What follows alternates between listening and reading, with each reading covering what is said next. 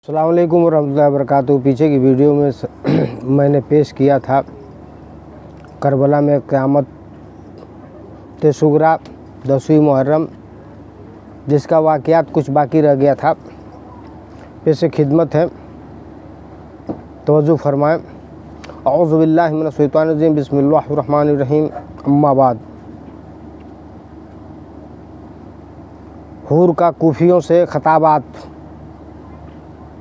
हज़रत इमाम आली मकाम से खता माफ़ कराने के बाद हूर फ़ौरन मैदान में आ गया और पहले तो उसने कूफियों यजीदियों से मुलायम अंदाज में कहा, आए लोगों, हुसैन ने जो बातें पेश की हैं उनमें से किसी एक बात को तुम क्यों नहीं मानते ताकि खुदाए तआला तुमको उनके साथ जंग करने से बचा ले।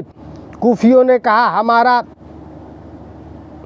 अमीर अमरुआ बिन साद है, जो कुछ कहना है उनसे कहो। हूर ने अमरुआ बिन साद से वही गुफ्तगू की जो उससे पहले कर चुका था, तो इब्ने साद ने वही जवाब दिया जो उससे पहले दे चुका था। यह सुनकर हूर को गुस्सा आ गया और कहा कि ऐ कूफा वालों, खुदा ताला तुमको गारत करे कि तुमने हज़रत इमाम हुसैन को बुलाया और जब वह आ गए तो उन्हें दुश्मन के हवाले कर दिया। तुम कहते थे कि हम उन पर अपनी जानें कुर्बान कर देंगे और अब तुम उन पर हमला करके उनके कत्ल पर आमादा हो गए हो। उनको तुमने गिरफ्तार कर लिया और उनको चारों तरफ से घेर लिया और तुमने उनको खुदा ताला की लंबी चौड़ी ज़मीन पर जिधर वो अमन का रास्ता पाए जाने से रोक दिया है और अब वह तुम्हारे हाथों में कैदी की तरह हो गए हैं।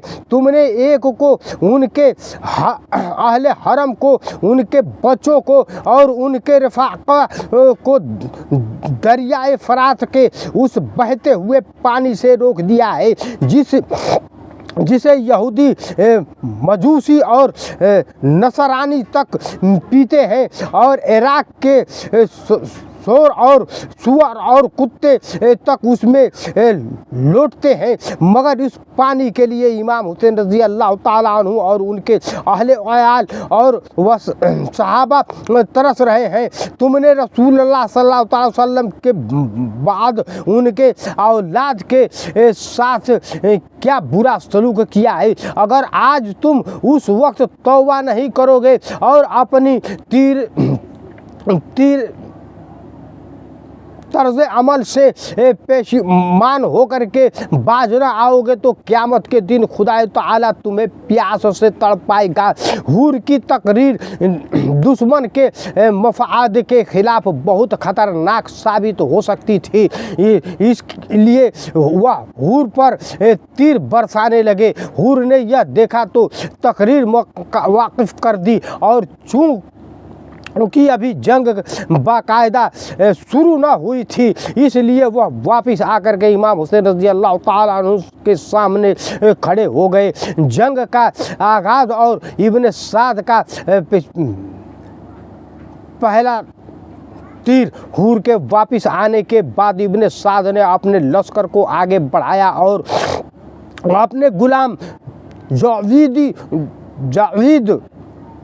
जो वैद को, जो अलमबरदार था, आवाज़ दी कि झंडा मेरे करीब लाओ। वह उसके पास आकर के खड़ा हो गया। इब्ने साद ने कमान में तीर जड़ करके हुसैनी लश्कर की तरफ चला करके अपनी फ़ौज से पुकार करके कहा, तुम सब लोग गवाह रहना कि सबसे पहला तीर मैंने ही मारा है। सिपाही सालार लश्कर के उन अल्फाज को सुन करके लश्करियों में जोश और खरूश पैदा हो गया और सब और वह सब लोग भी तीर बरसाने लगे। इस तरह से जंग का आगाज हुआ और अब दोनों तरफ से सिपाही निकल करके आने और अपनी बहादुरी का मुआजरा करने लगे। यह बनी आलिम में से है हज़रत अब्दुल्ला बिन अमीर कल्बी, यह बनी अलीम में से है,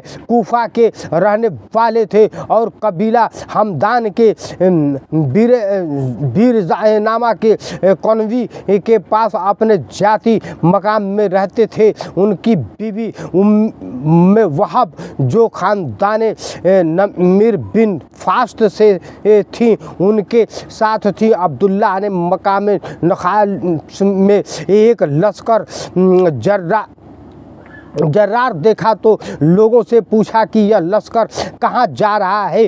किसी ने उनसे कह दिया कि फातिमा बिनते रसूल सल्लल्लाहु अलैहि वसल्लम के फर्ज हुसैन रज़ी अल्लाह ताला अन्हु के साथ जंग करने के लिए। अब्दुल्ला को मुद्दत से यह आरजू थी कि मशरकीन से जहाद करें। ख्याल आया कि यह लोग अपने पैगंबर के नवास पर लश्कर कशी कर रहे हैं, इसलिए उन लोगों से जिहाद करना अल्लाह मशरकीन के साथ जिहाद करने से अजर और सवाब में कम नहीं है। फिर अपनी बीवी के पास आए और तन्हाई में बुला करके उसको सब हालात और अपने इरादा से आगाह किया। नेक सीरत बीवी ने कहा कि तुम्हारा इरादा बहुत अच्छा है, अल्लाह ताला तुम्हारी तमन्ना और आरजू पूरी फरमाए। चलो और मुझे भी अपने साथ ले चलो। अब्दुल्ला अपनी बीवी के हमरा रातों रात चल करके लश्कर इमाम में पहुंच गए। उस वक्त जब फौजे इब्न साद की जानिब से तीरों की बारिश हो चुकी थी जो पैगाम जंग की हैसियत रखती थी, तो ज़ियाद बिन सफ़ान का आज़ाद करदा गुलाम एशार और इब्न ज़ाद का आज़ाद करदा गुलाम सालिम कूफियों की तरफ से निकल करके मैदान में आया और मुकाबले के लिए तलब किया। हज़रत इमाम अली मकाम की दो जानिशार साथी हबीब बिन मज़ाहिर और बरीर बिन हज़ीर जोश में भरे हुए आगे बढ़े, मगर इमाम ने उनको रोक दिया। यह देख करके अब्दुल्ला बिन अमीर कल्बी खड़े हो गए और जंग की इजाज़त तलब की। हज़रत ने सर से पैर तक उन पर निगाह डाली और फरमाया, अगर तुम इरादा दिल चाहते हो तो जाओ। यह तमन्ना दोनों के मुकाबिल गए। उन्होंने पूछा, तुम कौन हो? अब्दुल्ला ने अपना नाम और निस्ब बयान किया तो उन्होंने कहा कि हम तुम्हें नहीं जानते। हमारे मुकाबले में जहीर बिन कैन, हबीब बिन मुज़ाहिर या बरीर बिन हज़ीर को आना चाहिए।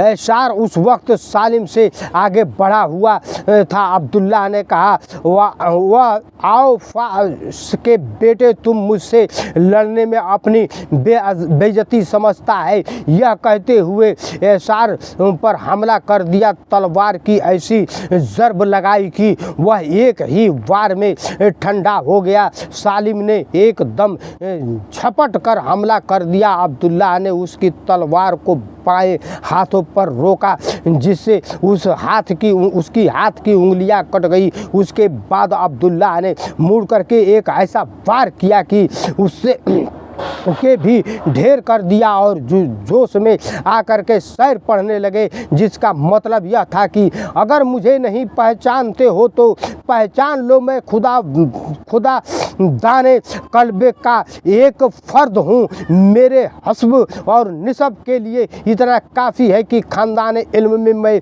मेरा घराना है। मैं बड़ी कुव्वत वाला हूँ और मुसीबत के वक्त पेश अहमती से काम लेने वाला नहीं हूँ। अब्दुल्ला की बीवी ने जब यह सुना तो खेमा की एक चुभ लकड़ी हाथ में, चुभी हुई लकड़ी हाथ में ली और आगे बढ़ कर के कहा, मेरे माँ बाप तुम पर फिदा हो जाएं, मैं नवासाए रसूल की तरफ से लड़ते जाऊं। और वह अपनी बीवी के पास आए और चाहा कि उन्हें खेमा में पहुंचा दे, मगर वह जानने वाली नहीं थी। कहा, मैं तुम्हारा साथ हरगिज हरगिज नहीं छोड़ूंगी जब तक कि मैं खुद भी तुम्हारे साथ जान न दे दूंगी। इमाम हुसैन रज़ी अल्लाह ताला अन्हु ने देखा तो आवाज़ दी कि अल्लाह ताला तुम दोनों को जज़ाए खैर दे। ऐ मोमिना, अहले हरम की पास जाओ और उनकी साथ बैठे रहो, क्योंकि औरतों पर जिहाद वाजिब नहीं है। उम्मे वहाब ने हज़रत का हुक्म सुना तो अहले हरम के पास खेमा में वापस आ गई। उसके बाद हज़रत अब्दुल्ला ने कुफियों के साथ बहुत दिलेरी और बहादुरी से जंग की। दुश्मन के 2 सिपाही फिर कत्ल किए, मगर उसके बाद हानी बिन सब्बित, हज़रमी और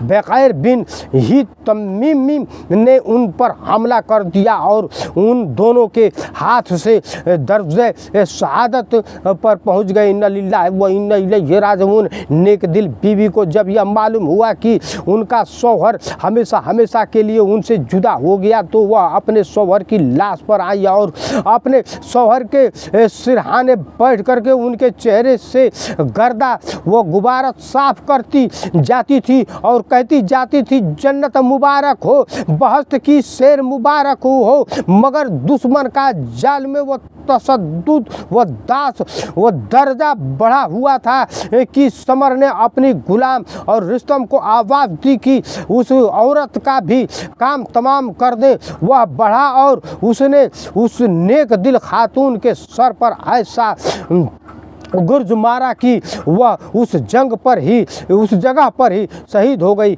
इन्ना लिल्लाहि व इन्ना इलैहि राजिऊन। मिलते हैं अगले वीडियो में जिसका अनुमान रहेगा मैदान करबला में इमाम अली मकाम की करामातें। वीडियो पसंद आए लाइक करें, सब्सक्राइब करें, ज़्यादा से ज़्यादा शेयर करें। सामाईन हज़रात, मैं इतना चुलबुल नहीं हूँ जितना लोग यूट्यूब पर बैठते हैं करते हैं। मैं सीधा साधा आदमी हूँ। आप लोग से रिक्वेस्ट है हमारा साथ दें। मैं अपनी हालात अपनी ज़ुबान से बयान नहीं करता और न कर सकता हूँ और न करूँगा इंशाअल्लाह तबारक तआला। जो भी करूँगा खुदा से करूँगा। मेरा हालात, मेरा पोजीशन आप लोग की नज़र में है। बाकी अल्लाह आलम, अल्लाह हम सब को जज़ा खैर अता फरमाए। अस्सलामु अलैकुम व रहमतुल्लाहि व बरकातुहू।